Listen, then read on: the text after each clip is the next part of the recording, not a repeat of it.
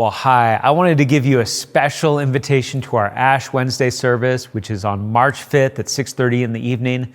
And I also wanted to take just a few minutes to talk about what Ash Wednesday is and why we do this. So as you may know, Ash Wednesday is not something that we find commanded in the Bible. It's not something that we find depicted in the Bible, which means it's completely optional. As a church, we don't feel like we must do this. And for you as a part of our church, you don't need to feel like you must do this, but it's something that we have chosen to opt into because we think that it's great. And maybe in the same way that we're not commanded to do Christmas Eve services and have the candle lighting that reminds us of the light that Jesus brought, we're not commanded to do Ash Wednesday, but we think that it serves as a valuable purpose for us. And what it serves to tell us is to remind us of our need for Easter. Ash Wednesday kicks off a season of preparation for Easter, and to understand why it is that we so desperately need Jesus' resurrection, we start by remembering and coming face to face with both our mortality and our sinfulness. In fact, if you've been to one of the Ash Wednesday services before, you know that when you come forward to receive the ash on your forehead, what you're told is, remember that you are dust, and to dust you will return. We're playing out the profound truth that's all throughout the Bible, but that especially is told to us by the author of Ecclesiastes in chapter 7, where he says there's more wisdom to be gained in a house of mourning than in a house of feasting.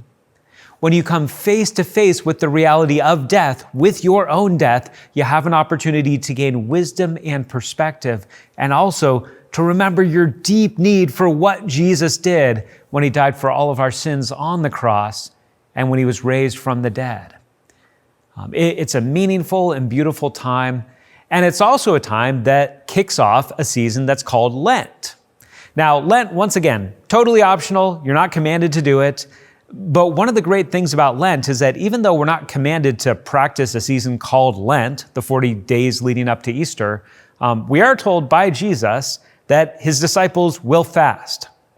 He doesn't say if you fast, he says when you fast. And then he talks about the idea that when he's no longer with us physically in the body, we will fast. And so Lent is a season where Christians choose to fast from something. They choose to give something up.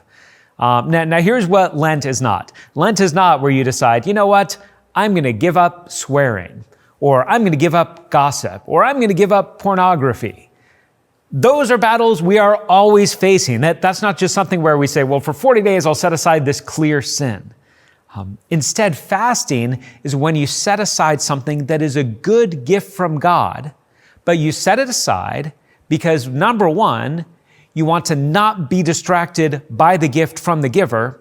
And number two, you want to cultivate the idea that you long for Jesus and that you want Jesus even more than that good gift that he's given you. So for some people, the fasting during the season of Lent has to do with food, or it has to do with sweets, or it has to do with alcohol or something like that.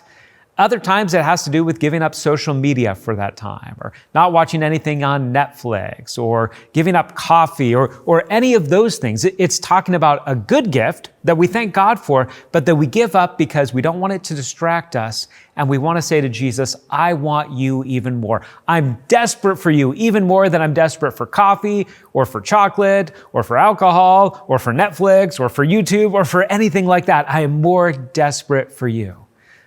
So while you don't have to do Lent, most of us who have found this to be an incredibly valuable season of time and a great way to prepare our hearts for the celebrations of both Good Friday and Easter Sunday. So with all this said, these are opt-ins. I hope you choose to opt in.